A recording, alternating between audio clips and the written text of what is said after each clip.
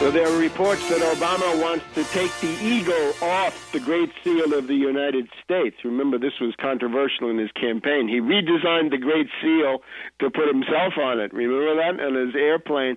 But now, sobered by the realities of actually having to govern, Obama will remove the eagle from the Great Seal of the United States and replace it with a Predator drone. And this image of the Predator drone, I think, is very full of meaning. A drone, of course, the people who parasitize others and don't do any work. Think of the interesting opening scenes of Verdi's immortal opera, Attila, about Attila the Hun, of course, where Attila clashes with the Roman general Aetius, and the famous aria by Attila when he says, "Vanitosi abietti dormenti tenete del mondo la possa." So you egocentric, self-centered characters, abject and lazy, you exercise power over the world. You have world power. A bad scene. And the idea is that we're in the low empire, where this is the last days of Pompeii, more or less. The question is, the empire will not last, but will the underlying nation-state last? I say yes, it should, and that is more than enough to take care of every reasonable need. And again, as Ataturk told the Turks, as de Gaulle told the French, as Sakharov told the Russians, empire is bad for you.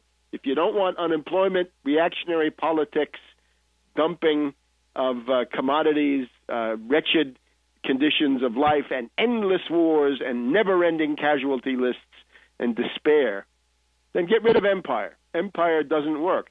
Not, however, to make space for some new empire. No, not any great power coming out of Asia or any place else. Against empire under any and all conditions, in the spirit of Plato, Machiavelli, and Leibniz. So now, we're told in this this study, let's get the exact reference on the study, because this, of course, has set off a whole round of things. Sean Gregory, British professor. The article is entitled, "Terrorist Tactics in Pakistan Threaten Nuclear Weapons Safety." This is in the CTC Sentinel, the Combating Terrorism Center Sentinel, West Point, the issue being dated June 1st, 2011. And what does he say? The vulnerabilities of the Pakistan nuclear forces increased because there are now 100 of them, intended primarily to offset India's conventional military advantage. The open-ended escalation of Pakistan's nuclear weapons production explains why Pakistan has led opposition to the International Fissile Material Cutoff Treaty, FMCT, a treaty which would cap fissile material stockpiles. That's great for the existing imperialists, but naturally it will not fly. Critics point to a number of vulnerabilities that place the Pakistani assurances about the safety of their nuclear forces in doubt, writes the British professor for the West Point study.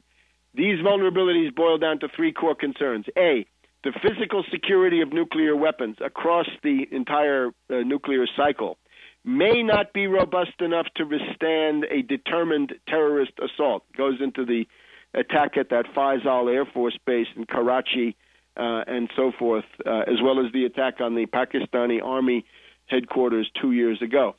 B, that about 70,000 people will have access to the nuclear weapons cycle at some point, and some may be willing to collude in various ways with terrorists. And C, the threat extends beyond terrorists gaining access to complete and viable nuclear weapons and includes the immense political and security implications of terrorists gaining access to fissile material, nuclear weapons components, or penetrating nuclear weapons facilities.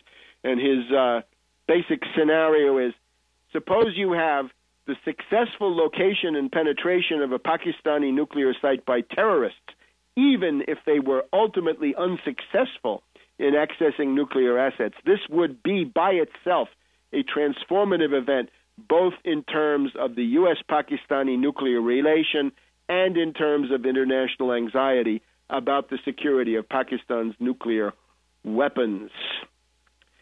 So, lots of press accounts rehashing that in various forms with various quotations. Again, the easy pretext, a strike against Zawahiri could then turn into such an attack. The Pakistan government on June 9th asked President Ahmadinejad of Iran for the specifics. What specific intel does he have that there's going to be a U.S. attack on the Pakistani nuclear forces? And this is all over various newspapers and so forth. Now there's lots of friction. We are told that the Pakistani government has been kicking out various CIA representatives, the people that were the spies and informants supposedly in the anti-Bin Laden operation of May 1st. They have been arrested as op-ed columnist here, even in the Washington Post today, the most anti-Pakistani paper. David Ignatius, the establishment, right, CIA, State Department mouthpiece, he says it's not surprising that Pakistan arrested people suspected as CIA informants on the Osama bin Laden raid and other operations. Working with a foreign intelligence service, even a friendly one with good motives, so supposedly, is a no-no in any country, asked Jonathan Pollard. Yeah.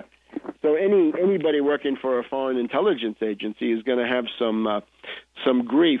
The Pakistanis are apparently blockading food and water shipments into one of the drone bases. They want the drone attacks to stop.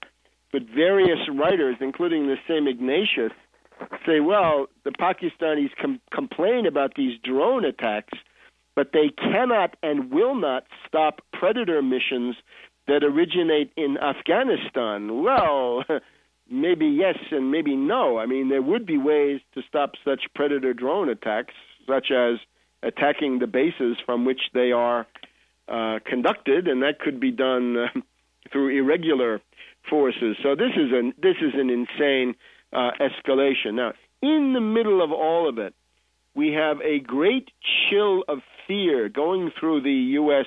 foreign policy establishment, and it starts with the New York Times on June 15th. Pakistan's chief of army fights to keep his job. And this is about General Kayani, General Ashfaq Parvez Kayani, who has been the head of the Pakistani military since 2007. And here's what the New York Times writes about him.